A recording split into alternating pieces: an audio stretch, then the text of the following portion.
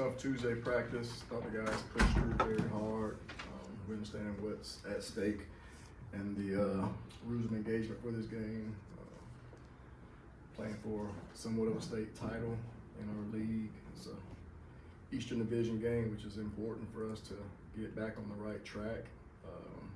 Still got some guys that are down that we're trying to battle through injuries, and those other guys that have been getting reps, they have been doing a good job of getting extra film. The guys that are down, they're doing a good job of getting extra treatment and trying to get back to the team. Coach Helton, they do a lot of things on offense. They shift motion, show some empty. J.C. French makes everything go for that offense. He's a very good quarterback, in my opinion. I think he's one of the best ones in our league. He's very streaky. He can run. He has a very good release, quick release on some RPO and screen passes. They got two really good backs. And the offensive line is very solid up front. They're kind of maulers. They really engage and try to stay connected. So it's going to be important that our D-line creates a new line of scrimmage and try to bottle up their run game. I do think they're a throw-first football team, so everything goes through number 4, Camden Brown. He's an awesome receiver. He's got good size. He does a good job running out the catch. He catches the deep ball. He's a main target for French, along with number 1. Very explosive in the slot. He's their kick returner as well. He's good in the return game. So they got some really good players at the skill spots. They've been scoring points on everybody. And we got to do a good job of negating the big play, limiting explosive plays, trying to stop the run as best we can. And offensively, we got to move the ball, embrace the crowd noise, especially on third downs. We worked some of the crowd noise today. Thought our kids did a decent job with it, and that was something that was continued from the last game. We didn't really have any pre-snap penalties from a false start standpoint.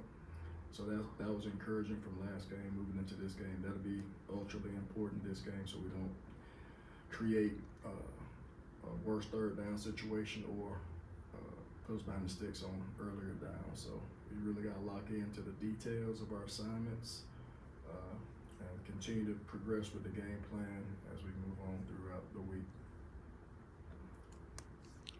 I know I asked yesterday on the Sunbelt call, competition, the state of war with the quarterback, but is it still fully open at this point, or is it just you don't want to talk about it publicly? That you It's fully open at this point. Okay. Just talking about that in general, we saw in App State probably maybe the most players maybe so far this season play in the rotation. Is that just more for evaluation, or you mentioned some injuries? Are you just at that stage of the season where you're just trying to find players that are really capable maybe at this stage? Yeah, we got injuries, so we can play without 3 or 4 D linemen that normally play, which don't count the other 4 D linemen that got hurt prior to the season. So that's just a next man up mentality. You do have tight end go down. Grant Hogg had to play a lot more lane. Waddle had to play a lot more. So when injuries occur, next man up is our mentality, and Grant did some good things. So did Lane. They're gonna have to have a bigger role and a bigger game this Saturday night down in Statesboro.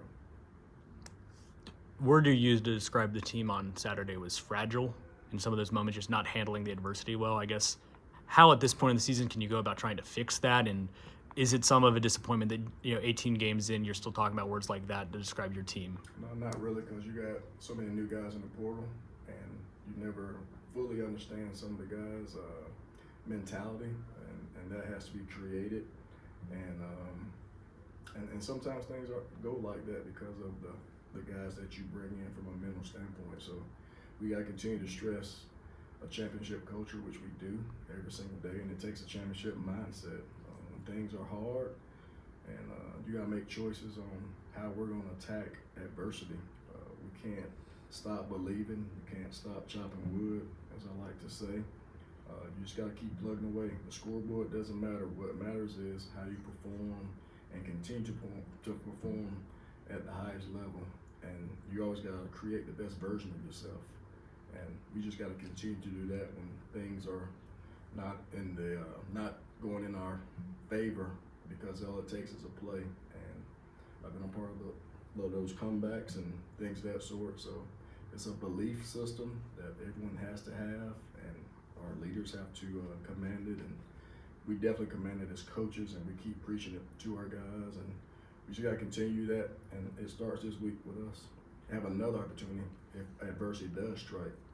And it's not going to be perfect down there in a hostile environment, and we know that. We've addressed that with our coaches and our players, and we got to respond to adversity when it does strike and keep chopping and playing and play for 60 minutes. We have not played a complete game. We haven't played our best football, and all that does lie on myself, and I take full responsibility of what we've put on the field thus far. But we also got to take on this as players, coaches, and the situations that we have, put our guys in, and try not to stress them as much, because when you go into hostile territory, your game plan needs to shrink, especially offensively, and make sure that we're trying to execute things we can execute.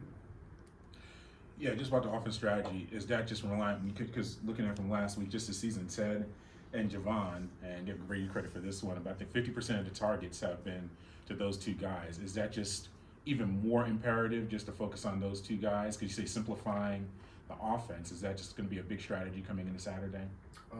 Not necessarily a strategy. You still got to take what the defense is giving you.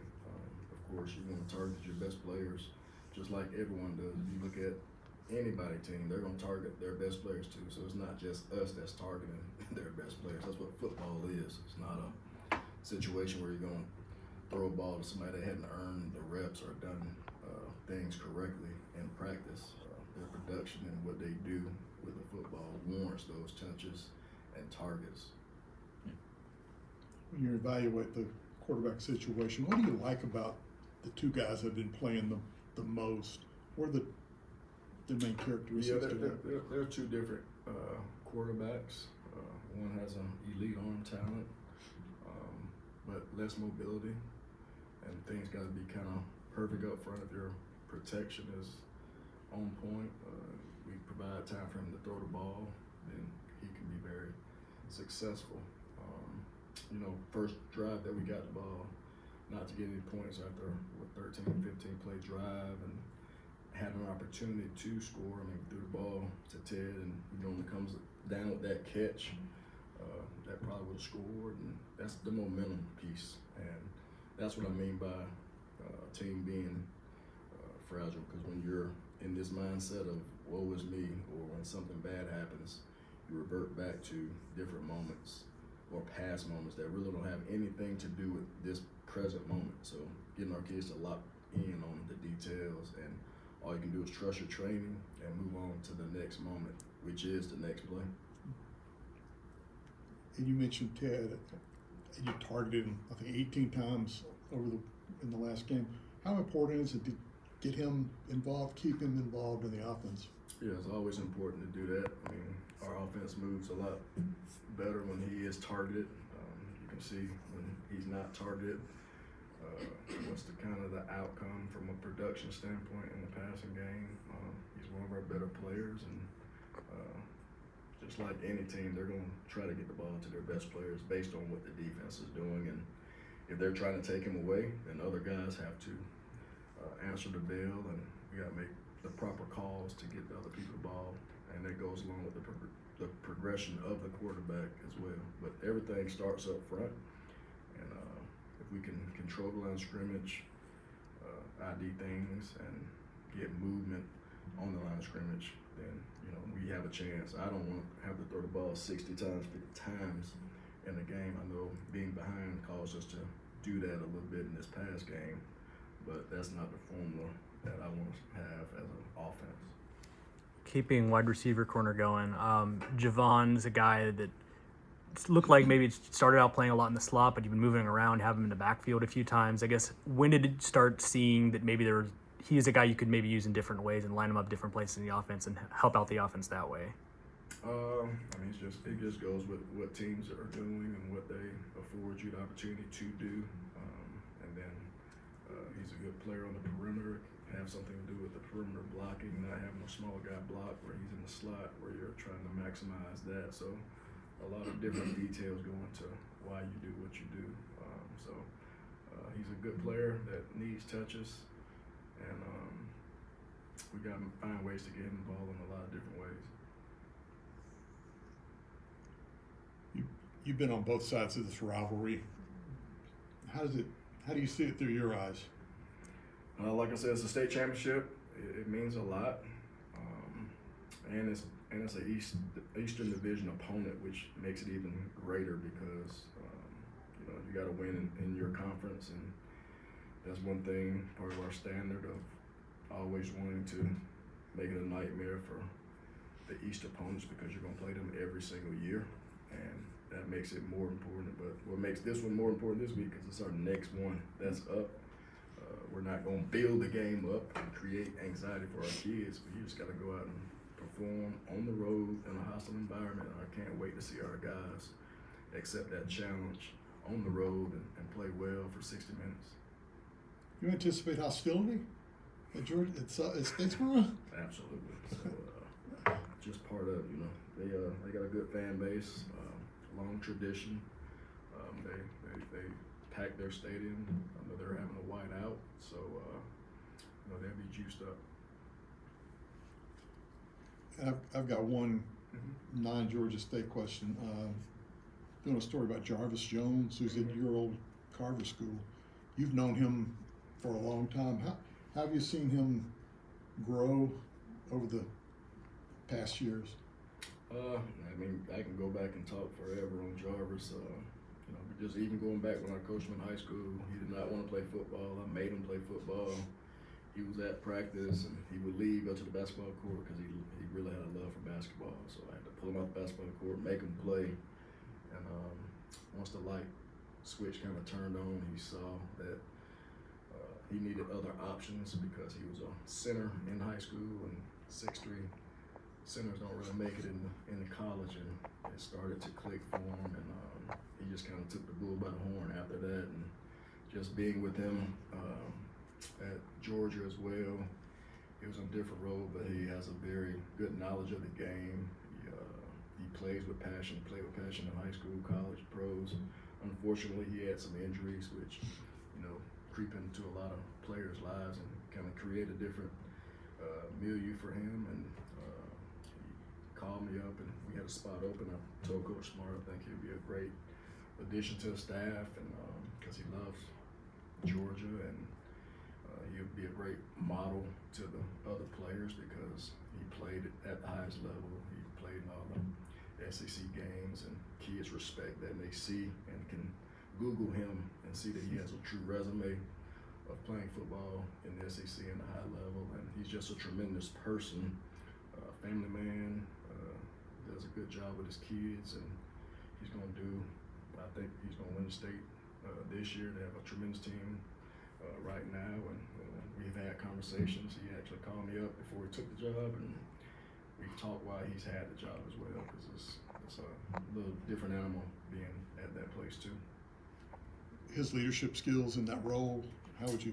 Oh yeah, he's been around a lot of great leaders. I mean, just think about all the programs he was at in high school. I mean, going to USC with Pete Carroll, then transferring to Coach Rick, and then being there with Coach Smart. So he saw things how they were supposed to be done from a practice organization standpoint, the accountability in all facets, and he's taking that same approach to Carver. You guys stay in touch? Oh yeah, talk all, text all the time. Love you, text, appreciate you.